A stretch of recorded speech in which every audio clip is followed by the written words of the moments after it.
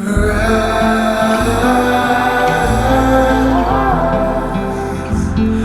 the kingdom is come.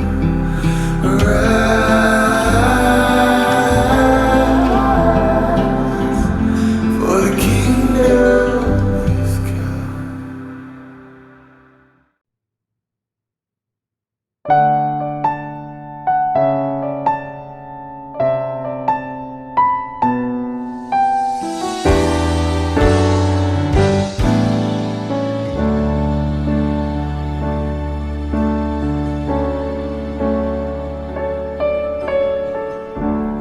Engkaulah perisaiku saat badai hidup menerpaku. Janjimu di dalamku, pulihkan jiwaku. Ku kan berdiri di tengah badai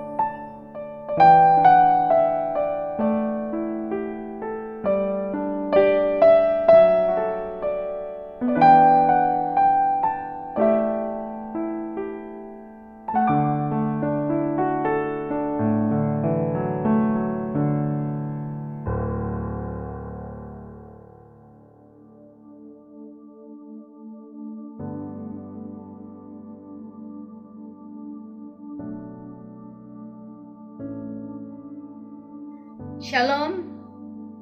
Tuhan memberkati setiap jemaat GLC dimanapun Anda berada, dan ahli keluarga kita juga diberkati Tuhan dan setiap orang yang percaya kepada Tuhan.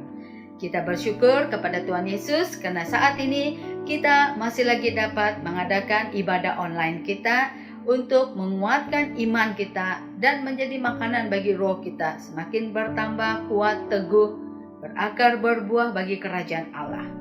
Mari pada saat ini, sebelum kita mendengarkan kebenaran firman Tuhan, kita dahulukan dengan ucapan syukur, terima kasih kita kepada Tuhan kita Yesus Kristus. Mari kita berdoa. Bapa kami dalam kerajaan sorga, Tuhan kami Yesus Kristus, kami bersyukur kesempatan yang indah dapat mengadakan ibadah online ini, karena kami percaya ini adalah anugerah-Mu buat kami semua.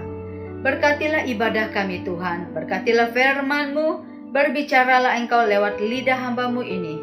Biarlah kami setiap yang mendengarkan kebenaran firman Tuhan mendapat kekuatan yang baru, mendapatkan pemulihan dan kesegaran, dan lebih lagi dapat melakukan pekerjaan-Mu. Tuhan Yesus berkatilah setiap jemaat GLC yang ada di Kota Kinabalu, Papar, di Pitas, di Dandun, maupun dimanapun ahli keluarga kami dan orang-orang percaya kepada Engkau. Berkati semuanya, lindungi kami daripada yang jahat. Biarlah Engkau sendiri Tuhan berkarya di tengah-tengah ibadah ini, dan nama Tuhan Yesus saja yang ditinggikan, diagungkan. Terima kasih Bapa di surga, dalam nama Tuhan Yesus kami berdoa, kami bersyukur. Amin. Puji Tuhan. Ya, apa kabar semua jemaat GLC? Saya percaya Tuhan Yesus sentiasa menjaga memelihara kita, juga ahli keluarga dan saudara mara kita yang lain, sentiasa dalam perlindungan Tuhan Yesus. Haleluya. Amin. Mari kita lihat di dalam Alkitab kita, yaitu di dalam Injil Matius, ya. Injil Matius pasal yang 24. Injil Matius pasal 24 ayat pertama sampai ayat yang 14. Ayat pertama sampai ayat yang 14, ya. Di sini adalah, kalau kita melihat tajuk di sana adalah khotbah tentang akhir zaman, yaitu bait Allah akan diruntuhkan. Jadi dari ayat pertama sampai 14 kita baca. Sesudah itu Yesus keluar dari bait Allah lalu pergi. Maka datanglah murid-muridnya dan menunjukkan bangunan-bangunan bait Allah. Ayat kedua, Ia berkata kepada mereka, "Kamu melihat semuanya itu? Aku berkata kepadamu, sesungguhnya tidak ada satu batu pun di sini akan dibiarkan terletak di atas batu yang lain. Semuanya akan diruntuhkan." Ayat yang ketiga, ketika Yesus duduk di atas bukit Zaitun, datanglah murid-muridnya kepadanya untuk bercakap-cakap sendirian dengan Dia. Kata mereka, "Katakanlah kepada kami, bila manakah itu akan terjadi? Dan apakah tanda kedatangan-Mu dan tanda kesudahan dunia?" Jawab Yesus kepada mereka, "Waspadalah supaya jangan ada orang yang menyesatkan kamu. Sebab banyak orang akan datang dengan memakai namaku dan berkata, 'Akulah Mesias,' dan mereka akan menyesatkan banyak orang. Kamu akan mendengar deru perang atau mendengar kabar-kabar tentang perang. Namun berawas-awaslah, jangan kamu gelisah, sebab semuanya itu harus terjadi, tetapi itu belum kesudahannya. Sebab bangsa akan bangkit melawan bangsa, dan kerajaan melawan kerajaan. Akan ada kelaparan dan gempa bumi di berbagai tempat. Akan tetapi, semuanya itu barulah permulaan penderitaan menjelang zaman baru. Pada waktu itu kamu akan diserahkan supaya diseksa, dan kamu akan dibunuh dan akan dibenci semua bangsa oleh karena namaku," kata Yesus, ya. "Dan banyak orang akan murtad, dan mereka akan saling menyerahkan dan saling membenci. Banyak nabi palsu akan muncul dan menyesatkan banyak orang. Dan karena makin bertambahnya kedurhakaan, maka kasih kebanyakan orang akan menjadi dingin. Tetapi orang yang bertahan sampai pada kesudahannya akan selamat. Ayat terakhir, dan Injil kerajaan ini akan diberitakan di seluruh dunia menjadi kesaksian bagi semua bangsa. Sesudah itu barulah tiba kesudahannya. Amin. Ini adalah perkataan Tuhan Yesus sendiri. Sebelum dia berkata demikian, kalau kita lihat di dalam Injil Matius pasal 23. Pasal 23 ayat yang terakhir yaitu ayat 37, 38, 39. Yesus berkata, Yerusalem, Yerusalem, engkau yang membunuh nabi-nabi dan melempari dengan batu orang-orang yang diutus kepadamu. Berkali-kali aku rindu mengumpulkan anak-anakmu sama seperti induk ayam mengumpulkan anak-anaknya di bawah sayapnya. Tetapi kamu tidak mau. Lihatlah rumahmu ini akan ditinggalkan dan menjadi sunyi, yaitu Yerusalem. Dan dikatakan, aku berkata kepadamu, mulai sekarang kamu tidak akan menemui aku lagi. Hingga kamu berkata, diberkatilah dia yang datang dalam nama Tuhan. Haleluya, amin. Nah, ini apa yang kita melihat di dalam teks firman Tuhan ini. Di sini Tuhan Yesus mengajar. Dia sedang mengajar di dalam bait Allah di Yerusalem.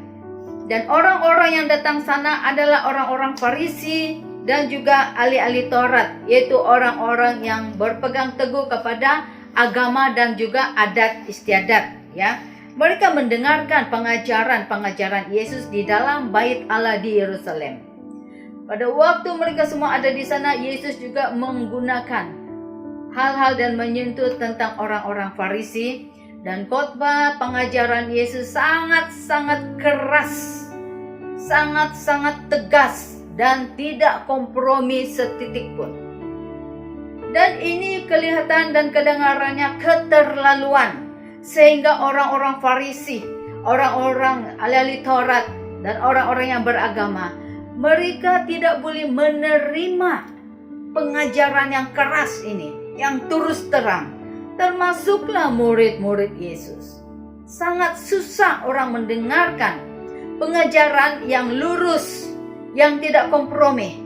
Tetapi orang sekarang lebih suka mendengar khotbah tentang kemakmuran, tentang kekayaan, tentang mukjizat, tentang kesembuhan, dan tidak menyentuh tentang dosa. Tetapi Yesus mengajarkan, menempelak, menelanjangi segala dosa-dosa yang tersembunyi supaya orang itu sadar dan bertobat. Pengajaran Yesus begitu tegas, keras, dan tepat. Kebenaran itu ya dan amin. Mereka begitu tidak dapat menerimakan. Sebab itu pada waktu Yesus keluar daripada bait Allah itu, dan dia melihat di luar bait Allah, dan sebelum itu dia berada di dalam juga. Dan Yesus berkata kepada murid-murid dan orang-orang yang ada di sana. Dia katakan apa? Yerusalem, Yerusalem, engkau telah membunuh nabi-nabi dan melempari mereka dengan batu. Dan apabila Yesus keluar daripada bait Allah itu, kemudian murid-murid Yesus datang kepada Yesus dan membawa dia kembali melihat di luar tentang bangunan bait Allah itu. Bangunan bait Allah di kota Yerusalem yang sangat teguh, kokoh, indah, dan megah. Mereka bentuknya yang cukup baik sekali. Dan murid-muridnya memanggil Yesus untuk melihat kembali bangunan itu. Dan mereka bertanya, waktu Yesus melihat, Yesus katakan, kamu nampak bangunan ini? Kamu nampak bait Allah ini? Aku berkata kepadamu, kata Yesus ayat yang kedua, sesungguhnya tidak ada satu batu pun di sini yang dibiarkan terletak di atas batu yang lain. Semuanya akan diruntuhkan, kata Yesus. Artinya tidak ada seketul batu pun yang bertindih di antara satu batu. Semuanya menjadi rata. Rata dan tidak ada lagi yang tertindih antara satu sama lain. Akan runtuh bait Allah ini yang ada di kota Yerusalem. Yesus bagi tahu kepada mereka. Dan mereka juga melihat. Waktu murid-murid Yesus melihat, pasti yang lain pun mendengar. Dan pada waktu Yesus naik ke atas bukit Zaitun, biasanya dia datang di sana untuk berdoa. Kemudian datanglah murid-muridnya. Di dalam Injil Markus mengatakan, murid-muridnya datang di sana sendirian bersama dengan Tuhan Yesus. Siapakah murid-murid itu? Mereka adalah Petrus, mereka adalah Yakobus, mereka adalah Yohanes, dan juga Andreas. Mereka datang mendekati Yesus. Dan mereka mulai mempertanyakan, mempersoalkan apa yang Yesus katakan tentang bait Allah tadi dan tentang kota Yerusalem. Ada sesuatu di hati mereka yang tidak ada kepuasan, tidak puas hati, ya. Nah, sebab itulah di dalam teks firman Tuhan ini, apakah firman Tuhan ini ataupun apakah yang Yesus ajarkan, nyatakan, jelaskan kepada murid-muridnya itu juga memberikan satu peringatan, pengajaran bagi kita. Karena kata-kata Tuhan Yesus itu iya dan amin. Pada waktu mereka datang, yang pertama, apakah reaksi Tuhan Yesus? Dan apakah reaksi murid-muridnya? Reaksi Yesus dan reaksi murid. Ada dua pihak di sini. Tentang hal apa yang dikatakan oleh Tuhan Yesus tadi mengenai tentang bait Allah akan diruntuhkan dan kota Yerusalem juga tidak ada lagi menjadi sunyi dikatakan. Padahal kota itu sangat riuh dan ramai penduduk dan ramai orang, kota yang besar. Oke. Kita melihat reaksi Yesus dan murid-muridnya. Dan Yesus pada waktu dia melihat, ini di dalam Injil Lukas pasal 19 ayat 41. Injil Lukas pasal 19 ayat 41. Dikatakan di sana, pada waktu Yesus melihat kota Yerusalem dan bait Allah yang megah berdiri di sana, Yesus melihat hati dia terlalu sedih, dia mengeluh. Dia sangat sedih. Dan dia melihat kota Yerusalem itu dia sangat sedih dan dia mulai menangis. Yesus menangis kepada Yerusalem. Dan dia melihat bait Allah itu juga ada di sana. Ini merupakan keluhan Tuhan Yesus terhadap Yerusalem. Dan Tuhan Yesus melihat kota Yerusalem, dia menangis. Itu reaksinya. Yesus mengajar dalam bait Allah dan mengatakan, Yerusalem, Yerusalem. Dia begitu sedih melihat. Sebab apa? Tuhan Yesus melihat apa yang terjadi di masa akan datang terhadap kota Yerusalem dan bait Allah ini. Dia sangat sedih apa yang berlaku nanti. Dan itulah ketika Yesus keluar daripada bangunan itu, murid-muridnya mulai bertanya. Dan panggil Yesus, tengok balik bangunan itu. Seolah-olah mereka katakan, Guru, lihat baik-baik bangunan bait Allah ini, bentuknya, ukirannya, dan batu yang kukuh dan sebagainya, tidak mungkin diruntuhkan. Seolah-olah begitu.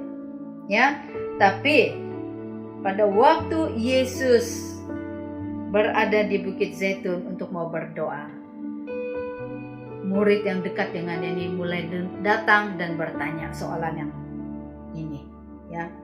Dan saya mau bagi tahu, seorang sejarawan, orang Yahudi, namanya adalah Josephus, mengatakan, dia mencatatkan bahwa batu-batu yang digunakan untuk membangun bait Allah di kota Yerusalem itu adalah sangat besar. Bukan yang kita pakai batu bata sekarang ini, ya. Dan bersaiz daripada 70 kaki panjang, 10 kaki lebar, 8 kaki tinggi batu itu, dan berukur panjangnya 15 hasta, tinggi 12 hasta, lebar 8 hasta. Jadi inilah jenis batu yang besar-besar mereka gunakan, dan beratnya dikatakan lebih daripada 100 ton. Ini sangat luar biasa pembenaan bait Allah itu. Bukan yang batu yang kecil-kecil. Dan bagaimana mereka dapat boleh memotong batu-batu itu dan menyimpankan di antara satu dengan yang satu sampai ke atas. Ini menjadi satu misteri yang belum dijawab sehingga hari ini. Luar biasa pembenaan bait Allah di Yerusalem. Ya, sungguh luar biasa. Kemudian dicatkan bangunan itu, berdirilah dengan megah dan indahnya bait Allah di Yerusalem. Setelah dibangun oleh Raja Salomo, kemudian diubah suai lagi, lebih kuat, lebih besar, lebih cantik, ya, oleh Herodes Agung. Dan Herodes Agung ini mengerahkan 10.000 orang pekerja untuk membina bait Allah yang ada di Yerusalem sebelum Yesus. Dan dikatakan di sini bahwa mereka membangunkan bait Allah di Yerusalem itu selama 8 tahun. Selepas itu dibina semula, apabila dirobohkan dan diubah suaikan memakan masa 46 tahun. Banyak kali diubah dan diperbaiki, dipercantikkan, dikukuhkan lagi, ya. Nah, kemudian kenapa murid-murid Yesus ini mengajak Yesus untuk melihat kembali bangunan itu? Yesus sudah nampak, dia suruh tengok lagi balik. Karena mereka mempunyai pikiran yang tidak sama seperti Yesus. Reaksi mereka berlainan. Mereka sukar dan tidak percaya, tidak mungkin bait Allah itu ditinggalkan orang, kota itu menjadi sunyi, sedangkan sekarang sibuk. Tidak mungkin bangunan yang tinggi, kokoh dan gagah perkasa itu boleh dirubuhkan, dihancurkan, dan tidak ada seketul batu bertindih di antara satu batu. Tidak mungkin. Masuk akal juga kalau mereka katakan seperti itu. Dan inilah yang mereka tanyakan. Sebab apa? Sebab orang-orang Yahudi adalah orang yang sangat keras. Keras untuk tidak membenarkan sesiapapun yang merosakkan, mencemarkan, mengotorkan bait Allah, tempat pusat penyembahan mereka kepada Tuhan. Mereka tidak akan lakukan, tidak benarkan itu berlaku, ya. Itu menjadi sentral penyembahan mereka daripada sejak nenek moyang mereka lagi. Nah, bagi mereka seandainya bait Allah itu runtuh atau roboh, berarti Tuhan mereka juga hancur. Ini prinsip orang-orang Yahudi. Mereka sangat-sangat berpegang dan sangat memelihara bait Allah ini, ya. Sebab itu reaksi Yesus, dia katakan, kamu lihat semuanya ini. Dan Yesus memang sedih hati, keluhannya. Jadi dia menangis melihat itu. Nah, apa yang dikatakan di sini? Bahwa pada tahun 70 Masehi, selepas Yesus dan rasul-rasul ini, terjadi peperangan. Perang Masada. Tentara Romawi yang dipimpin oleh General Titus, diarah oleh bapaknya sebagai raja di sana, menyerang, ya, membakar kota Yerusalem. Namun dia berkata kepada tentara-tentaranya, bait Allah itu jangan disentuh, jangan dibakar. Namun karena kemarahan askar-askar Romawi, mereka tidak peduli, mereka mulai membakar semuanya kota Yerusalem, dan ramai orang-orang Yahudi, ada yang lari dan ada yang ditangkap, dan dikatakan ramai yang dibunuh. Jumlah yang sangat besar, mereka mati dibunuh, ada yang sanggup mati bunuh diri dan sanggup dibakar. Dan banyak kejadian-kejadian yang dahsyat waktu mereka dikepung oleh General Titus. Mereka di dalam sana pun tidak cukup makan. Dan ada satu cerita kisah tentang seorang ibu yang bernama Mary. Mereka tidak boleh makan lagi dan dia ambil bayinya yang masih menyusu, dia potong, kemudian dia masak untuk makanan mereka. Ini yang terjadi. Dan banyak hal yang berlaku yang lebih dahsyat, ya. Dan mereka ditangkap, kemudian mereka dibunuh.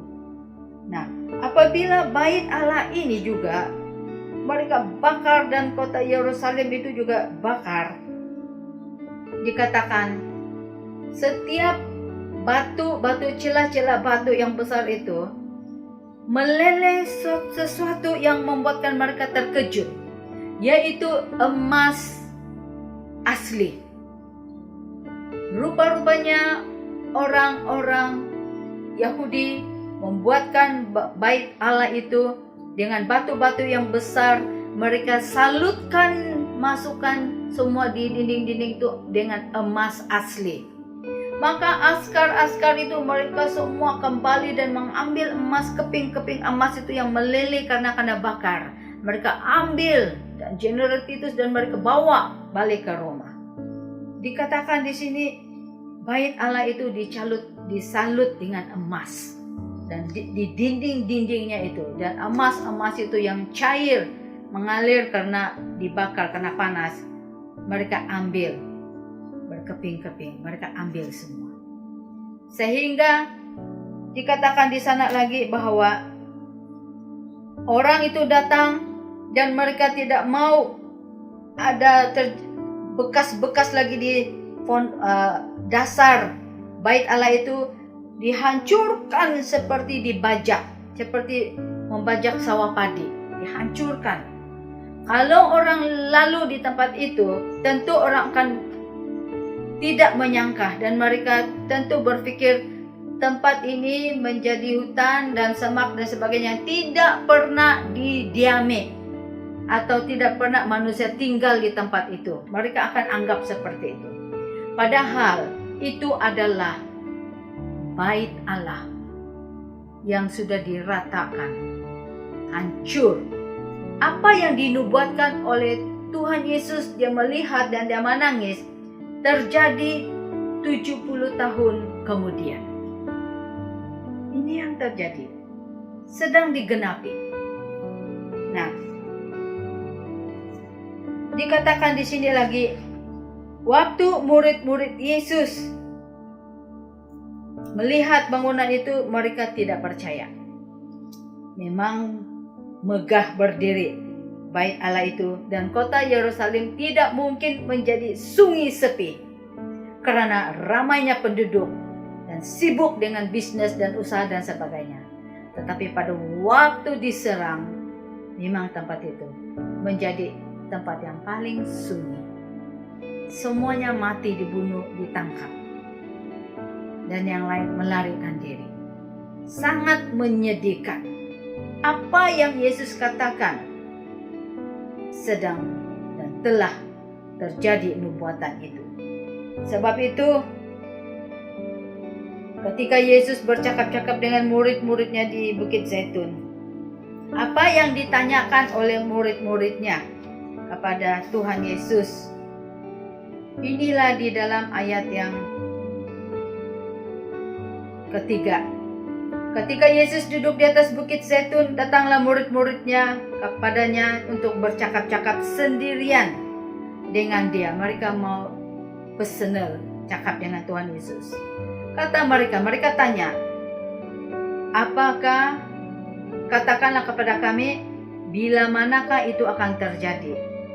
Bilakah bait Allah itu akan diruntuhkan, dihancurkan? Dan apakah tanda kedatanganmu? Dan apakah tanda kesudahan dunia, yaitu akhir zaman? Mereka bertanya. Apa yang mereka tanyakan kepada Yesus, mereka sebenarnya mewakili kita juga. Kita pun mau tahu. Dan Tuhan Yesus itu baik. Dia memberikan jawaban itu kepada mereka untuk kita saat ini juga. Apa yang telah dinubuatkan oleh Yesus dan para nabi, berabad dan berapa ribu tahun yang lalu sedang digenapi sekarang ini. Melebihi 70-80% sedang berjalan untuk menggenapi nubuatan-nubuatan Alkitab itu tidak pernah salah. Alkitab berkata ya dan amin. Sedang berjalan sekarang ini. Sebab itu, mereka mempertanyakan itu kepada Tuhan Yesus. Bilakah akan terjadi bait Allah diruntuhkan? Apakah tanda kedatangan Tuhan Yesus yang kedua kali? Apakah tanda kesudahan dunia ataupun tentang akhir zaman? Jadi kita bersyukur murid-muridnya bertanya dan Yesus memberikan jawaban itu kepada mereka juga kepada kita saat ini, ya. Dan kita bersyukur segala nubuatan Tuhan Yesus dan para nabi sedang digenapi saat ini. Jadi yang kedua, yang terakhir adalah jawaban Yesus merupakan suatu peringatan penting dan bagaimana kita bersikap menanggapi tentang jawaban Yesus ini. Jadi yang kedua, sikap menghadapi akhir zaman. Bagaimana sikap, kehidupan, karakter, perbuatan kita untuk menghadapi berada di dalam akhir zaman ini. Sementara menantikan kedatangan Tuhan Yesus, mengangkat gerejanya, mengangkat jemaatnya yang tetap bertahan dan setia. Jadi, Yesus memberitahu tentang hal ini daripada ayat yang keempat. Yesus menjawabkan yang pertama yang penting dia katakan adalah waspadalah. Apa yang harus diwaspadakan? Waspadalah kepada orang yang menyesat, karena ada banyak orang sekarang sedang melakukan penyesatan bertambah-tambah daripada kitab perjanjian lama sampai perjanjian baru dan sampai zaman sekarang ini yang serba canggih yang dipuji-puji oleh manusia. Di sekarang inilah sebenarnya penyesatan bertambah-tambah. Ada banyak pengajaran yang sesat, filosofi dan pengajaran motivasi yang tidak bersesuaian dengan firman Tuhan. Mereka memutarbalikkan, membelitkan firman Tuhan mengikut ideologi mereka sendiri. Ya, sebab itulah Yesus katakan di sini bahwa waspada terhadap penyesatan. Memang dari perjanjian lama sudah ada. Sampai daripada zaman Yesus dan para rasul-rasul sehingga saat ini.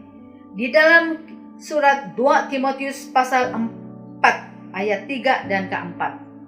Dikatakan di sana, karena akan datang waktunya orang tidak dapat lagi menerima ajaran yang sehat. Sudah waktunya sekarang orang tidak boleh menerima ajaran yang sehat. Tidak mau karena tegur, tidak mau karena ajar. Semuanya mau tentang kekayaan, kemakmuran, kesehatan, tentang pemulihan. Seolah-olah dia tidak boleh mati. Tidak mau cari Tuhan sudah.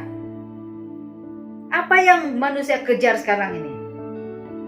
Kekayaan, kuasa, kemakmuran, dan juga kedudukan, pangkat. Minta dihormat.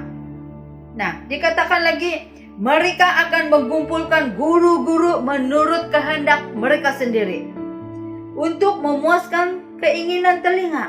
Orang hanya suka mendengar ajaran-ajaran yang tidak menyentuh dosa dia.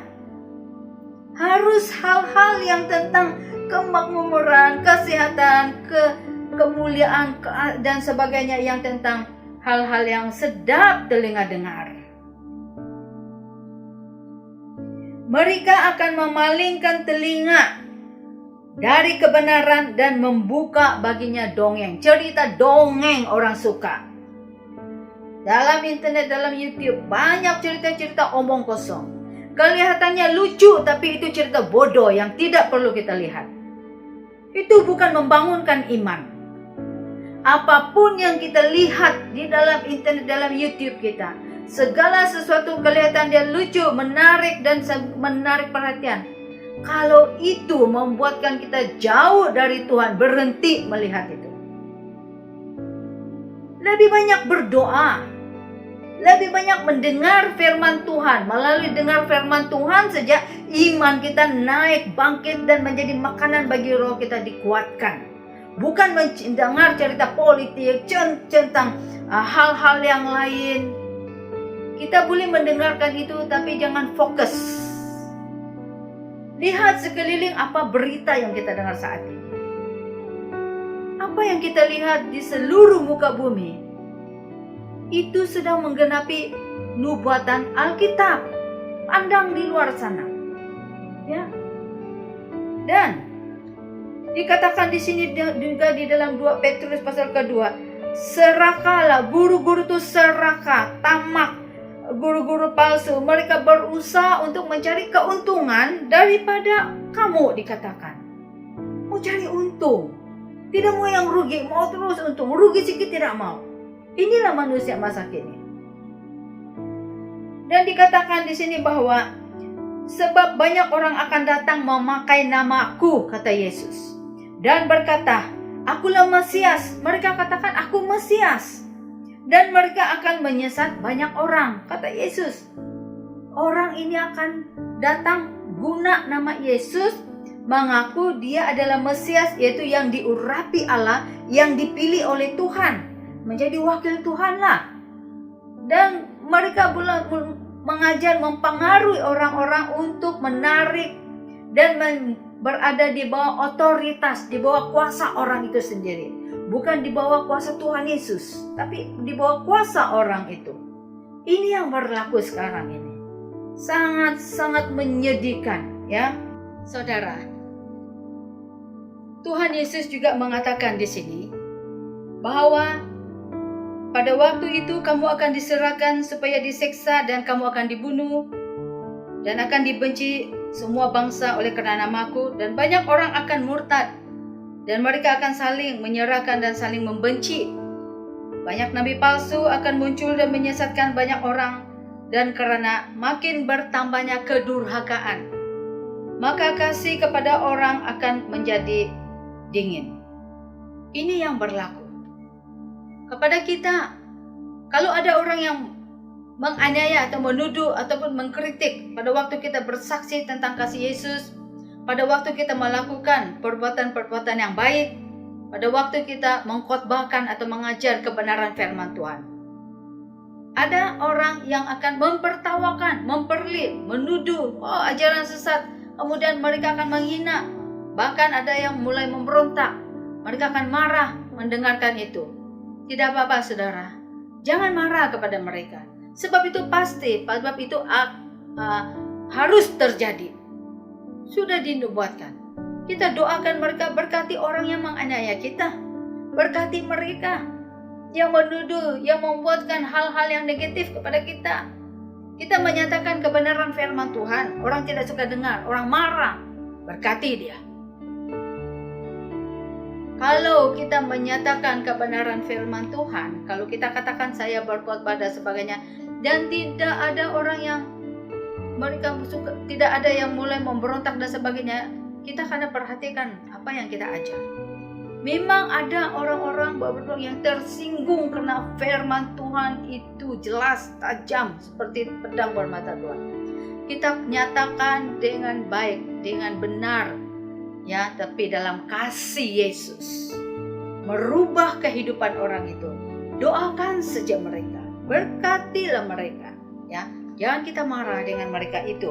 Sebab itulah dikatakan di sini, kita sekarang ini harus lebih banyak berdoa, banyak menyembah Tuhan, banyak membaca Alkitab. Boleh baca renung firman Allah, simpan di hati dan pikiran kita.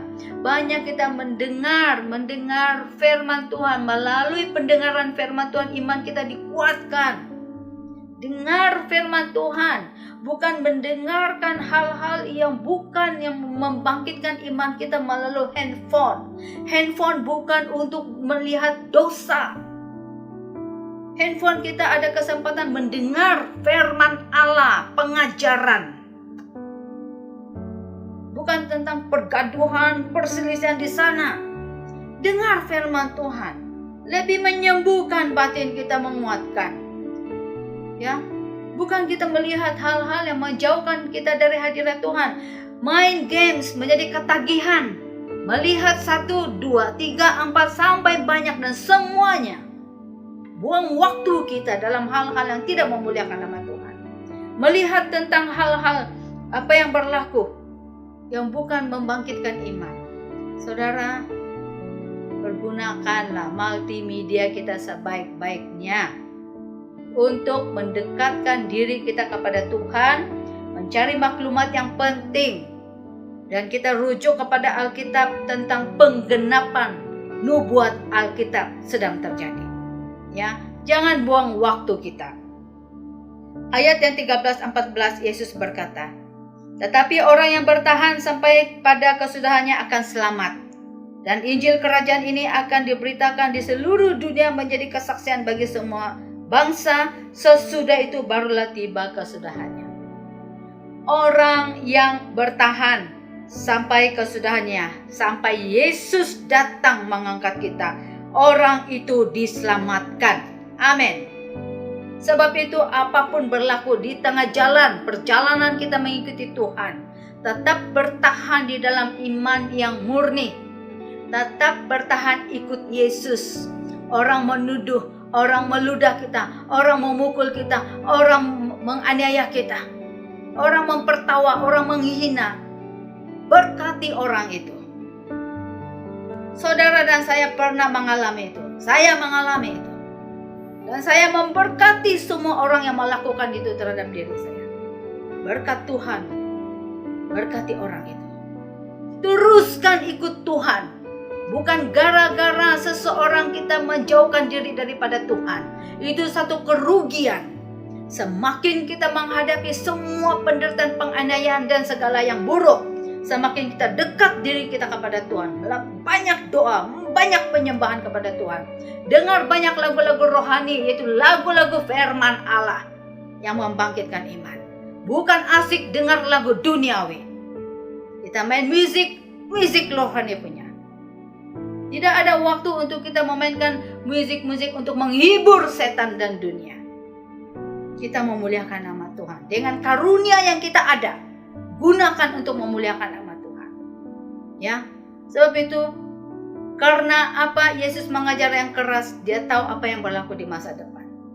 Orang-orang yang sungguh-sungguh melekat kepada Yesus dan firman-Nya tidak akan merasa gentar apapun yang berlaku di dalam kehidupannya, karena dia tahu persis pada waktu sangkakala Allah ditiup, Yesus turun di awan-awan dan dia akan diangkat. Tidak ada ruginya kita sungguh-sungguh ikut Tuhan Yesus. Tidak ada ruginya. Tetap bertahan, maka kita diselamatkan. Apabila berita Injil disebarluaskan di seluruh muka bumi, sekarang ini sedang berleluasa firman Allah diajar. Melalui pandemik ini, puji Tuhan karena apa? Firman Allah diperluaskan melalui multimedia, melalui internet, melalui handphone, melalui semuanya online. Orang-orang yang ada di pelosok-pelosok muka bumi mendengarkan Injil, dan saya katakan puluhan ribu orang-orang bertobat percaya Yesus melalui pendengaran Injil Yesus Kristus. Dan mereka minta dibaptis dalam nama Allah Bapa, Putra dan Roh Kudus. Dan mereka mau hidup ikut Tuhan Yesus. Bagaimana dengan saudara dan saya? Kita asik tidur makan, tidak melakukan apa-apa. Lakukan sesuatu dalam pekerjaan Tuhan, walaupun benda yang kecil. Setia dan bertekun, upahmu besar di sorga. Sebab itu saudara, mari kita tetap bertahan hidup dalam firman Tuhan setiap waktu di dalam kekudusan firman-Nya. Terus mengikuti Yesus, lebih banyak berdoa, banyak menyembah Tuhan, banyak mendengarkan firman Allah, pengajaran firman Tuhan. Bukan perdebatan dan apa benda yang kita lihat di dalam handphone kita, dalam komputer kita. Sampai Yesus datang mengangkat kita Bertahan, jangan berhenti tengah jalan. Hanya orang yang bertahan dalam iman yang murni kepada Yesus diselamatkan. Iman yang bukan iman yang mati, iman yang hidup, yaitu iman yang melakukan firman Allah dalam hidupnya setiap waktu. Merenungkan firman itu dalam hatinya walaupun dalam keadaan tidur. Ingat tentang kebaikan dan kemurahan Tuhan Yesus. Penuh kasih, penuh pengampunan. Ya, itulah firman Tuhan yang kita laksanakan. Melakukan dan kejar amanat agung. Terus menerus beritakan Injil Kristus, beritakan firman selagi ada kesempatan. Supaya lebih ramai orang percaya bertobat dan diselamatkan oleh Tuhan Yesus. Puji Tuhan. Sampai di sini kebenaran firman Tuhan.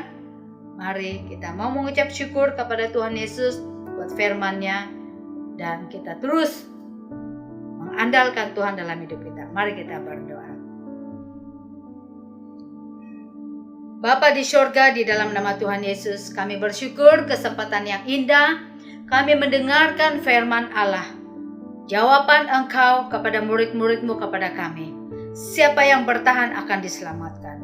Berkati kami semua, berkati setiap jemaat dan ahli keluarga GLC dimanapun mereka berada. Saudara mara kami, adik-beradik kami, dan juga saudara-saudara yang lain yang percaya Tuhan. Berkati mereka, lindungi kami daripada yang jahat.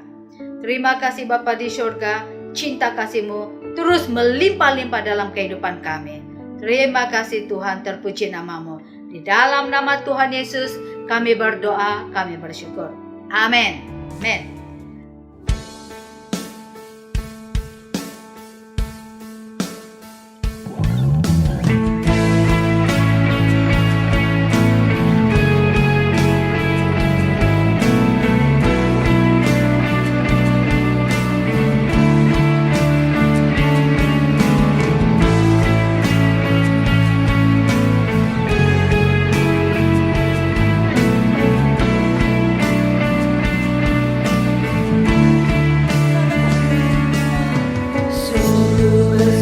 Setiamu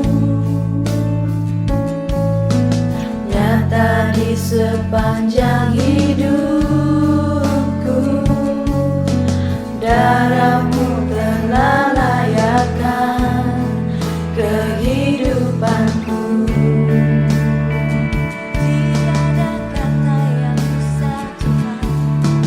Tiada kata yang bisa